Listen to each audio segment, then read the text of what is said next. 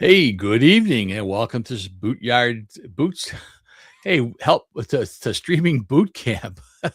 I don't know where I'm at these days. Just got back from a long vacation in Florida, and back finally in my own studio. And everything I've done streaming wise has been on a portable studio, so I'm getting used to being back home.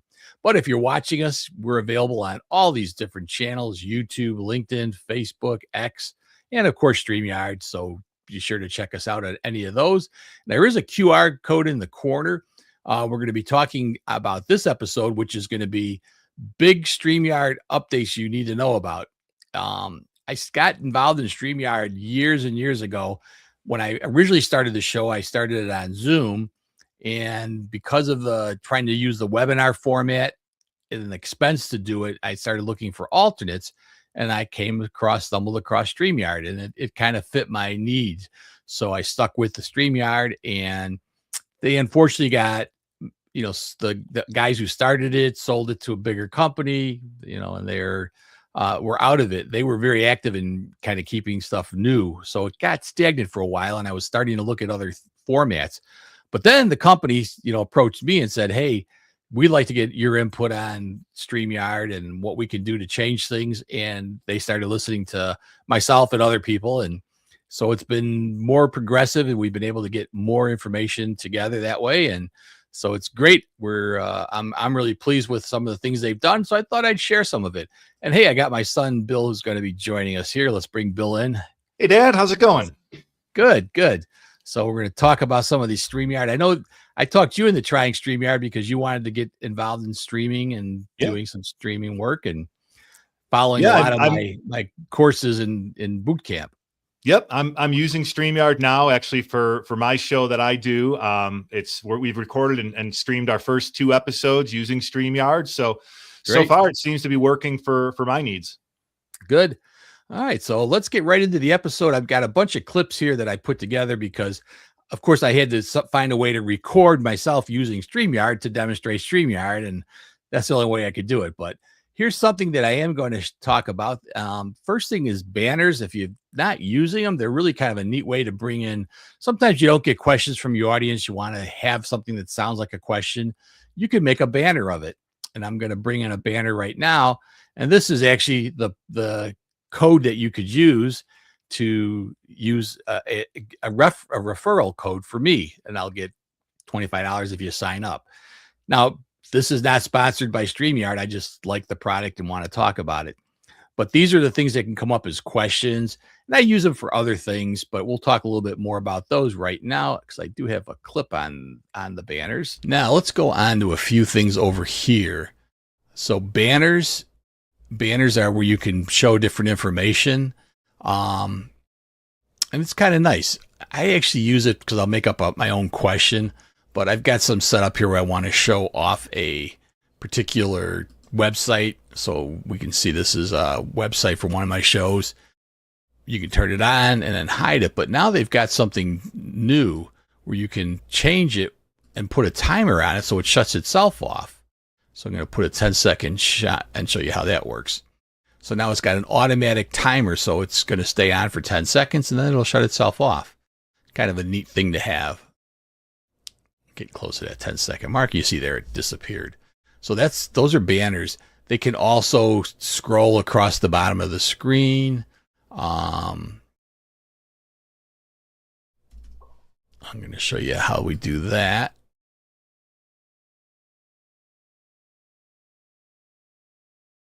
So there we can see we can create the scrolling ones. And that's not a new thing. It's been around for a while. But once again, that feature of showing it just for 10 seconds or 20 seconds or whatever. Yeah. Have you used banners at all, Bill? I haven't, but that's something I might consider because my show format is kind of a host with panelists, and I'm asking them questions as we go. Mm-hmm. And I could see where it might benefit the audience if the question was up on the screen as a banner, and also help the panelist, who would see it as well. Yeah. That's what I've been using it for. Is most of my podcasts involve an expert or sometimes several experts, and having the question, people can kind of think about it and kind of compose their answer that way. So I've been using a heck of a lot of it. Now, here's something we were talking about earlier. This is a change in the way they send out the signal. So if you're watching us on YouTube, you can see us in the normal desktop version as well as in the phone version. And they call it MARS. I think it stands for multiple aspect ratio, something like that. But anyway, here's a little something about that. This media assets things, I don't think there's been a lot of change. This is one change that is new. They call it MARS, I believe. And it's that it can simultaneously show your telephone. Boy, am I dating myself. It can show your cell phone image versus your desktop image. And some of the places that you can stream to will do that. And you can stream two separate streams, one with the full size and one with the up and down version. So that's kind of a new thing that they just added. I found that I use it for YouTube, and there's a lot of people that hop on during the live feed just because it's an up and down view. So worth doing. Yeah. Yeah, and I was telling you about my gaming channel, and when I stream on that one, I do use that multi-aspect ratio because I find that a lot of people have found my content via shorts, and you'll show up in the shorts reel when you're on that aspect ratio because you're fitting that screen size. Even though it's a live stream, it still shows up along with shorts as people are scrolling through. They'll find your content and maybe tune in and stick around for a while. Yeah, it's a good point. I think the phone aspect is really a discovery tool. People want to find out if it's something they like. If it's something they like, they usually want to watch it. Actually, I've read the statistics that a lot of YouTube is watched on television monitors, not on your desktop computers. The smart TVs. If you have a smart TV, it'll have YouTube app built right in. I know we use ours quite a bit on the television, and I've noticed, a lot of my content's being streamed right on the TV screen. Yeah, it's actually the #1 broadcaster in the world, YouTube. So there's something to it. But anyway, I've tried both aspects, and I have noticed some viewers kind of clicking on from the other side. And it also records both of them, so their video on demand is available both ways too. So it's kind of a neat plus. Figure there's no loss. Just click. You can pick that choice in the setup, in the original setup, if you wanted to go into both or either one. So another thing I found is, and I don't use this a heck of a lot, but I thought, I'd talk about every feature I use or is available through StreamYard, but this one is about sounds that you can actually do. They added some sound effects. A lot of programs are out there that you can buy, but then you got to pay extra for that. So here's that sound effects. So I was showing the media sounds, and I was demonstrating them, and I know that you couldn't hear it because I had it turned off. So here's the applause.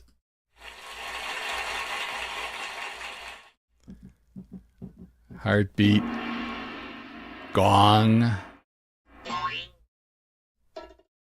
Drum roll, please.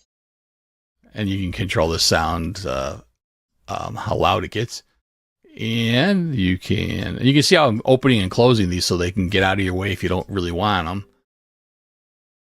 They've got some music you can have playing in a loop if you want.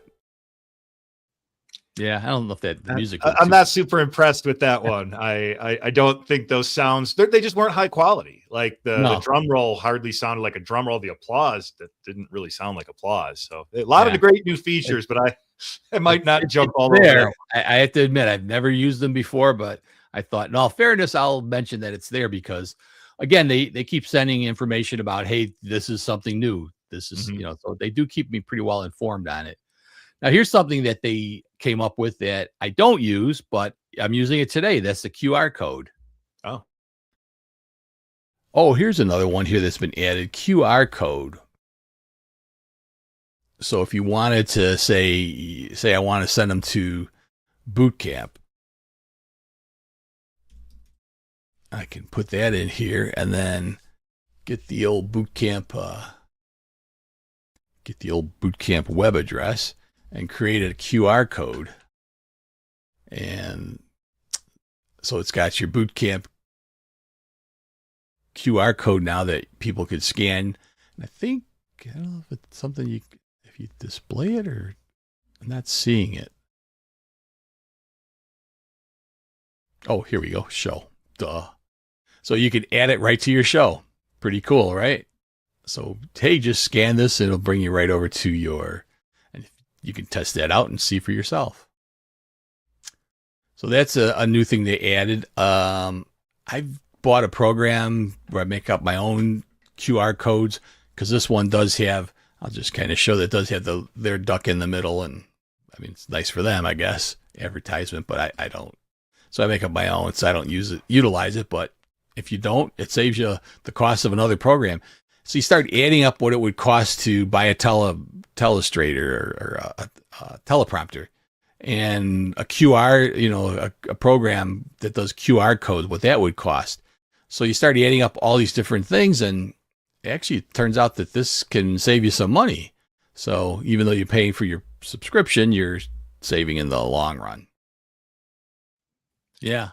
That last point is the one that I have found to be the most true is, StreamYard by itself as like, for the amount I'm using it for my show where I'm having guests on and actually streaming, probably not getting the full value out of it or not enough value to justify the cost.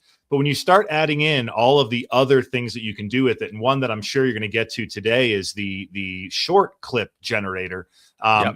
I create all my shorts using StreamYard because I like the way it interfaces. I like the output that it creates. Even if I'm not using their AI tool, creating my own in StreamYard, that's another software that you'd have to buy otherwise in order to be able to do that. The QR code, though, that's interesting to me because I end all of my episodes of my show on that with a pitch or a plug for my book on that. And that's a book that's available for purchase on Amazon. I could flash a QR code during that instead of just showing the book and saying, find it on Amazon.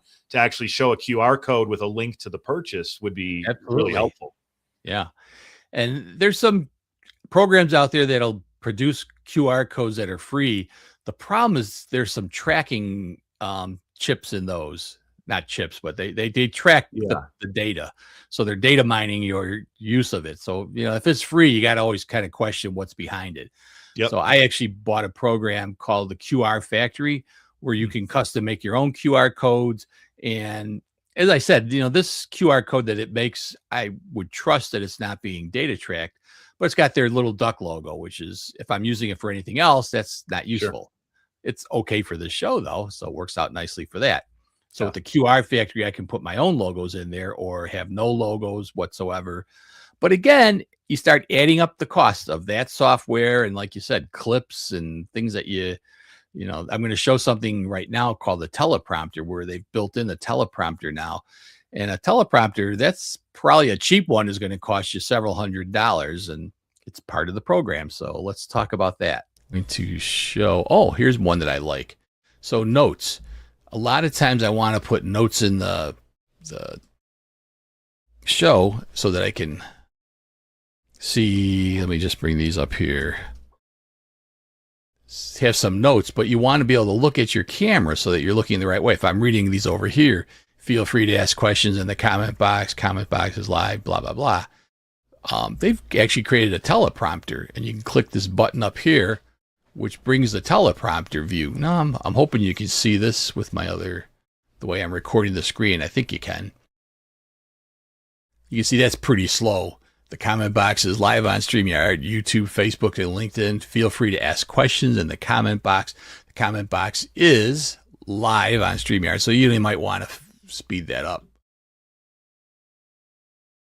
So now you can see it's going faster. Feel free to ask questions in the comment box. The comment box is live on StreamYard, YouTube, and Facebook, and LinkedIn. So a little bit faster, depending on how fast you like to read it. It'll be like super fast. Feel free to ask questions in the comment. The comment box is live on StreamYard, YouTube, Facebook, and LinkedIn. Feel free to ask questions. You really got to go fast. Now, I'm going to tell you exactly how I use this. Up to you if you want to think that this is the way you want to do it. I put it up here, and instead of using this automatic scroll, I scroll it with my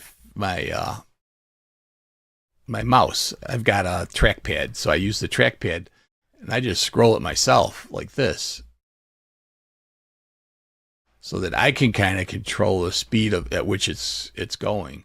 So feel free to ask questions. The comment box is live. I can just kind of keep up with my pace. That's how I use it. Really neat, though. I find that this is very helpful to have something closer to teleprompter. And, you get a teleprompter. It's pretty expensive to buy one of those.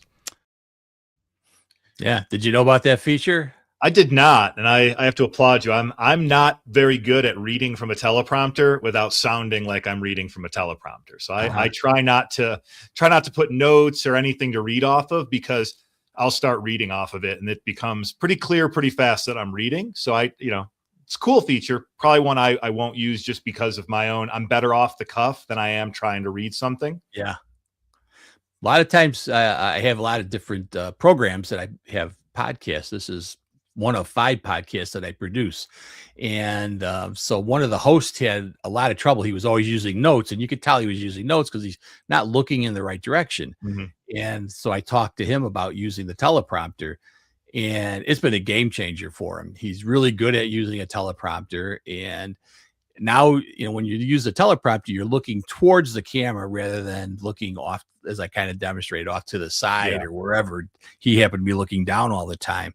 So you want to, one of the hard things that people getting into this business struggle with is the fact that you're talking to a camera, and you got to remember you're talking to the camera and look at it. Otherwise it looks goofy. You're looking, you're staring off into space or something. So one of the earliest tips that I got from this boot camp was look at the camera. It's there for a reason. And that's for me. I think it's a skill like anything else. The teleprompter, if you think about like politicians, they're all reading their entire speeches from a teleprompter, and you'd never know that they were reading it because it sounds like they're just giving a speech.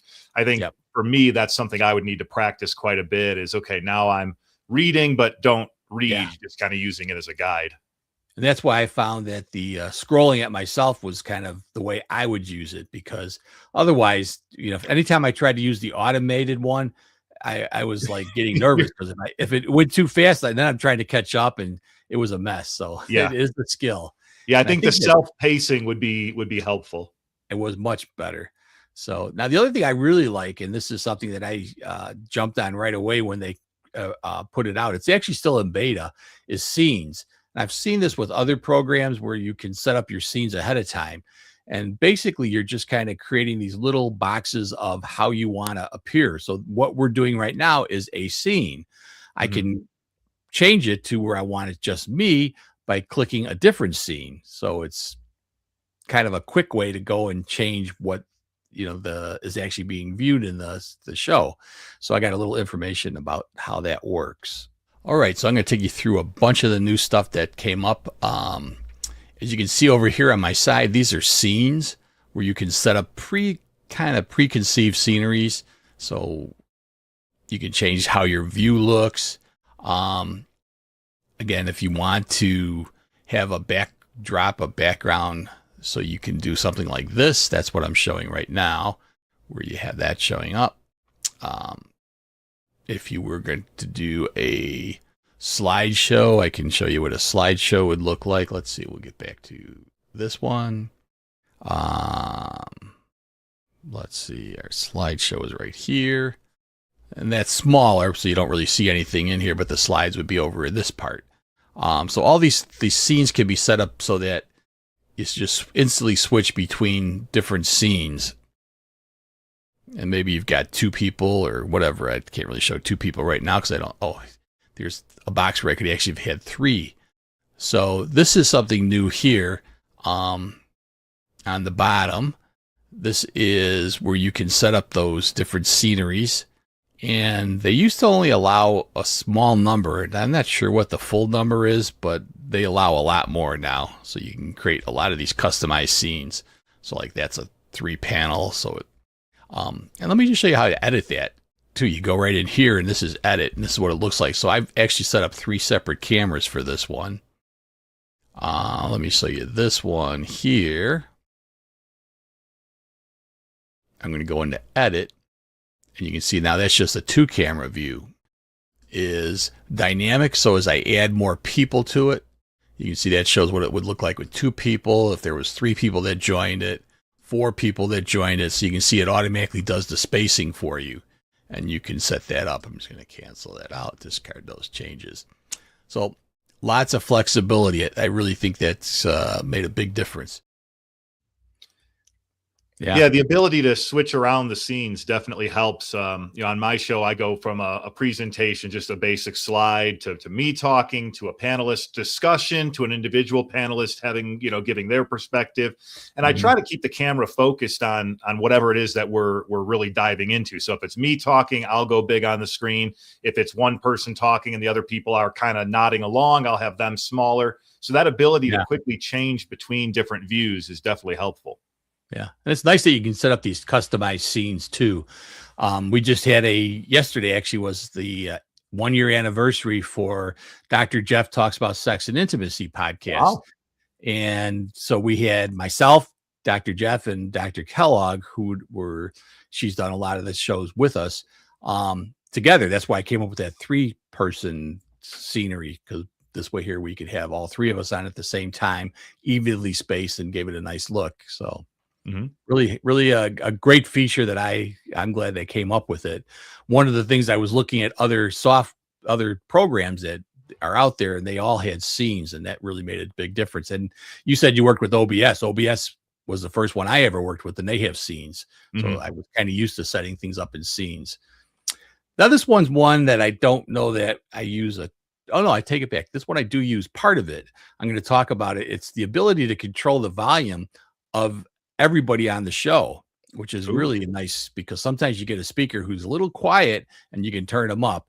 And I also talk a little bit about customizing the fonts, so I'll bring that up.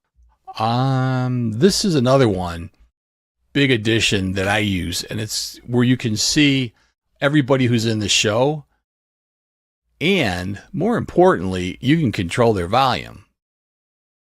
Every now and then I'll get somebody, and you can set it for auto, but auto's not always the best. You really want your volume to kind of get just up to where it's starting to peg into that yellow. You don't want it to get way up here into the red, because that's going to cause distortion. But I can tell you, there's been more than one time that I've used it where I've had somebody that I brought in as an expert, and they were just a little too quiet. And you can get in there and boost their mic, so you actually have control. And you can go ahead and mute them. Kind of nice. What else can you do? You can actually go in there, edit your name and headline for them. If they have an avatar, you can edit that. Edit mic settings. I'm not so sure I can do that on theirs, but I haven't tried it. But that's another nice new addition that StreamYard came up with. They're really coming up with some really big ones. Private chat's always been there. Recordings. It's just a little kind of layout's a little different. You can fold these up if you don't want these in your way and just have full screen to look at. Or you can show them pretty easily and pull them out. I've got a 32-inch monitor. I have plenty of real estate. These are something else I think are fairly new.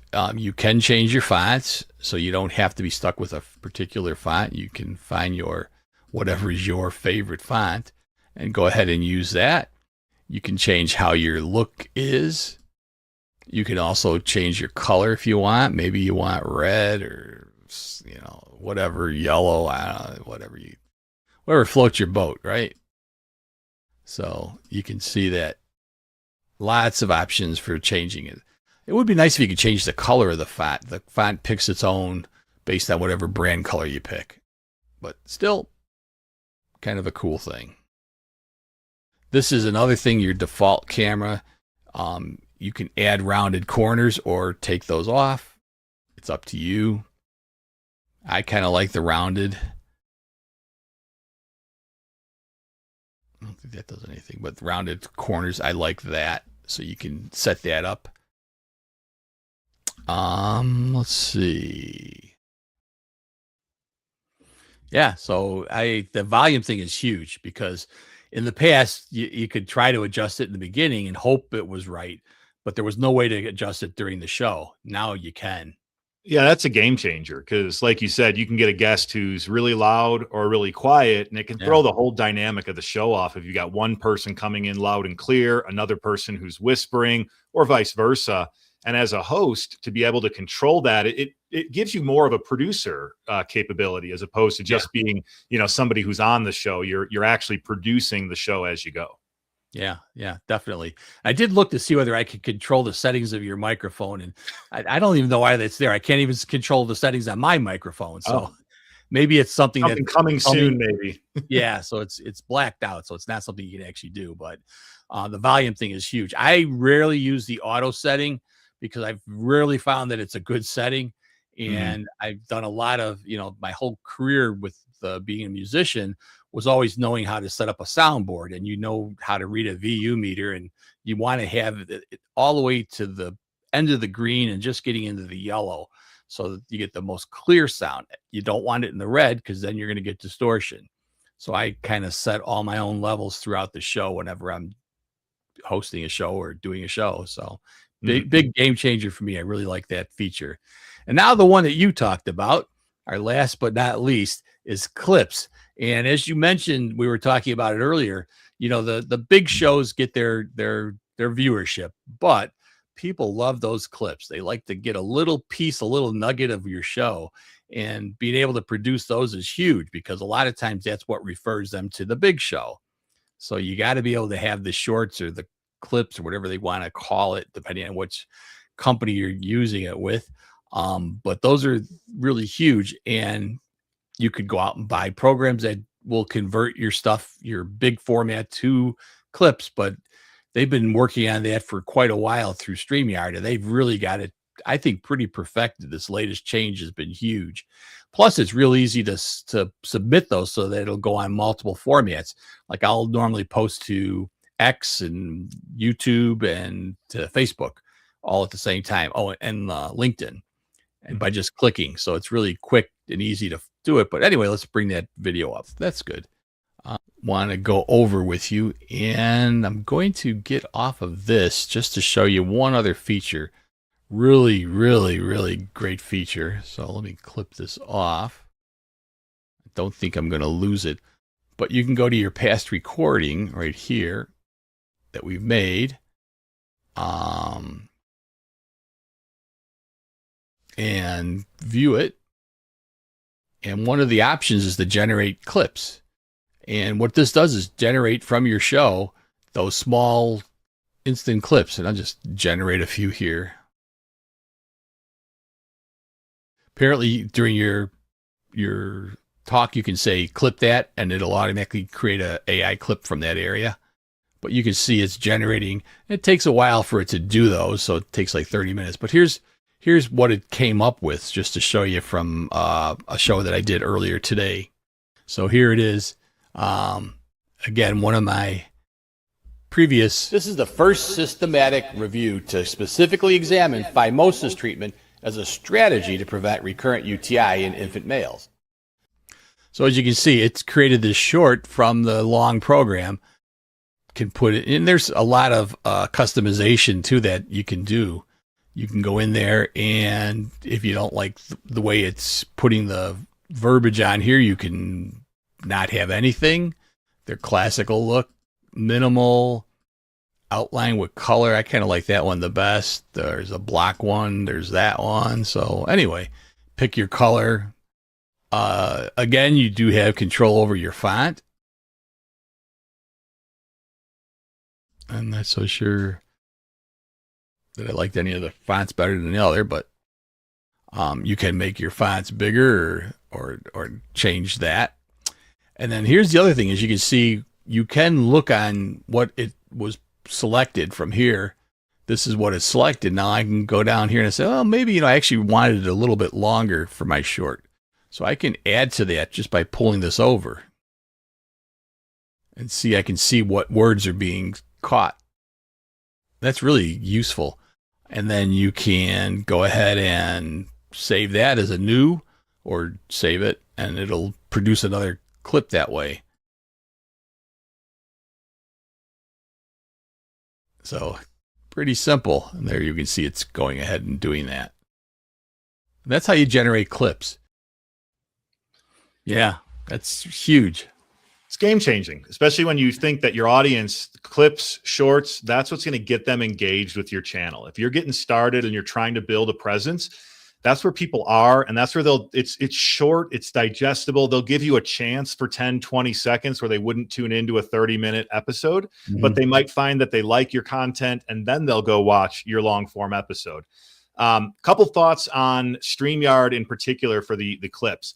I'm on the StreamYard core plan, which is kind of their mid-level plan. It's not the highest level. It's not the free plan. I only get to use the AI generation 6 times. I think that's per month. Oh. So it used to be prior to this newest update, unlimited, but they souped it up and they now are cutting me down to 6. Good news for me is I don't really use the AI ones as much. I like to create my own, which you can do that right within the same interface that you were looking at before. So yeah, so where you pick out your words and stuff. Yep. They look just a little bit different. Like the on-screen element is a little different, but same thing where the words show up on screen and it shows people what you're saying. One thing that I really do think it would help them that they could do to improve is I find that every once in a while they misspell or pick the wrong word. Like if I said, there, they might use the wrong form of there. If I say a word that's more complicated, they just pick a completely different word. And there's no way to go in and actually type over and say, no, this was the word that I was saying. So that's one suggestion for improvement would be give me the ability to edit that transcript so that it's, showing on screen the word that I'm actually saying instead of what it thought I was saying. And then of course, the limitation on the AI clips for that mid-level plan was a little bit like, wow, okay, so now you're giving me encouragement to step up, give you a taste to try to get you to upgrade. Exactly. But I'm interested in that thing where I'll try right now. Clip that. Suppose you say that word and it's going to create a clip at this point. That's interesting to me. I feel like in this show, it's perfectly natural to say it, but I can't see myself in my normal show being like, oh yeah, clip that. Because I just feel like that's just kind of weird to me. Yeah. You almost need to have if you had something you could do physically, like a button I could push during the show, because I could do that easily. I could actually set that up. I use something called Stream Deck, which is buttons that are hotkeys basically. Yep. And I can just set up a hotkey that would be perfect. So hopefully they'll listen. Sometimes they do take comments and look into it. Now I found something else out while we're talking here is I get a meter that shows how many people are watching it live. And I just noticed somebody liked it and it says who it was. So Michelle Burns Black, thanks for liking the show. So it's really kind of neat. I didn't know it did that. That's cool. I like that. It's interesting. Sometimes you just find things out yourself as you're going on. And of course I do, 6 days a week, I have a podcast going. Some days, 2 of them. Saturdays are 2 and Tuesdays are 2. So, and then this Wednesday, of course, was 2 at once a month with the Bootcamp. Yeah. But I really think that it's kind of nice to be able to give back to the community. And that's why I've toyed around with, should I keep it going? Should I stop it? But then I come up with some new idea and I'm like, oh, it'd be perfect for Bootcamp. So, well, hey. I'll give you a quick tip for your next episode if you would, but you mentioned the Stream Deck and you've mentioned that to me before. And I've picked up a Stream Deck, not really good at using it. Could use an episode where we dive deep into how to use your Stream Deck, because I can see the benefit of it, but I still find myself clicking the mouse during a live show or even a recording because I'm just not fluent yet with what to use the Stream Deck or how to use the Stream Deck. Yeah, I think I will address that because it's a game changer. As for mostly, I'm a one-man show, so I'm trying to be the host and the cameraman. So I've got it to be able to change scenes easily, and I've got it set up so I can, really just the buttons are right in front of me. I know where they're at, so it's almost tactile. I can feel what to push. It doesn't make me take my eyes off the screen to do those things. So yeah, that's the key. Is it's got to be something that is more fluid than moving a mouse. The setup, I have to tell you, the setup is not easy. There's a lot of steps in setting up the keys. Once you learn how to set it up, though, it can be huge. I mean, one button can do multiple steps. So, like, if you're trying to open a program and it has to click something inside, it'll do all that. You can set it up to do that. And it's kind of crazy. Plus, you can set it up so that it recognizes what browser I'm in. So like right now I'm in Chrome. I get a whole separate set of keys when I'm in Chrome. Oh. And then I have an editing software. And when I open up that editing software, it says, oh, you're in the editing software. And it brings up all the buttons that are strictly for editing. So things that really make it easy. And I'll kind of try to figure a way to take pictures of that while I'm doing it and do an Yeah. episode. It'll be a good one for next month. Stretch your muscles on how to film a stream deck as you're streaming. Yeah. Yeah. Yeah. That's always the fun part. Like even what I was doing today, I was thinking, well, I could do a screen capture, just do a live screen capture. The problem is when you're capturing a screen of a screen on this, what you get is infinity. Yep. It just keeps capturing it over and over, and you get this unusable thing. Yeah, So, it just gets smaller and smaller boxes. Yeah. so I had to use a program that I use, and that's another thing I should probably talk about is some of the software that I use for doing some of my video editing. I've got one that's really good, and that's how I created this. It also screen captures. Mhm. So. Yeah. Well, I think all of these topics, all these different things are definitely beneficial. It's benefited me a ton. My journey into streaming has been a lot easier having gone through this boot camp. And, I had the right camera, the right lighting, the right microphone, the green screen, of course, the software. It helps to have all that stuff set up and ready to go. Yeah. And then when you get in front of the camera the first time, you just feel a little more confident, a little more comfortable than you would have if you were trying this all, from scratch. Yep, absolutely. I always try to talk to people about just small investments in what you're doing. A USB microphone is going to be so much better than what's built into your system. And you can pick those up for under $20. Yeah, but still, a lot of people don't want to go to that trouble to spend $20 to make it a big difference. I can tell you, it's incredible. And I deal with mostly physicians, people that certainly have the income to afford more than a $20 system, but they still just kind of resist it. Oh, it's built into my computer. No, it's not. It's what's in your computer is not adequate. We've all been on a video call with somebody who's using the built-in, speaker, built-in microphone. And you're like, I can't understand you. So no, you're right. And my setup, most of my equipment is from more of like the bargain side, because as I'm getting started, I'll upgrade things a little more as I go. But like you said, the microphone, the ring light, the things that I'm using are not incredibly expensive, but they're still a huge step above. Even though I'm on a, high quality MacBook laptop, the built-in microphone is not as good as this one right here. Yeah. Right. Yeah. And some people try to hide the fact that you're using a microphone where you can see mine's always in the big and present because it's a big mic. But the same thing with yours. Put the microphone where it picks up best, because that's what you want. People still rely on being able to hear the show. If it's lousy audio, they'll deal with a little bit of bad video, but they won't deal with bad audio. So it's really important. Well, it's been a great discussion. I think we covered a lot of interesting things. If you like StreamYard, I've been a fan of it. I have to say that they made some changes, and they seem to be involved in wanting to keep this product fresh, which is important because you want to keep it fresh. And of course, once you kind of learn something, you're resistant about changing anyway because it's easy. But I'll still change if it gets too expensive or stops innovating. Right now, it's been kind of a combination of affordable enough and competitive, at least with everything else out there. And they are staying on top of their game and keeping up with things. So if you do want to buy a StreamYard subscription, be sure to hit our QR code and, they'll give me $25. That's not bad. No, not at all. All right, Bill, hopefully we'll see you next month, and we'll have some more information. I think Stream Deck will be the perfect. I'm going to put it in my notes now. All right. Awesome. For that, everybody have a great night, and we'll see everybody in a month.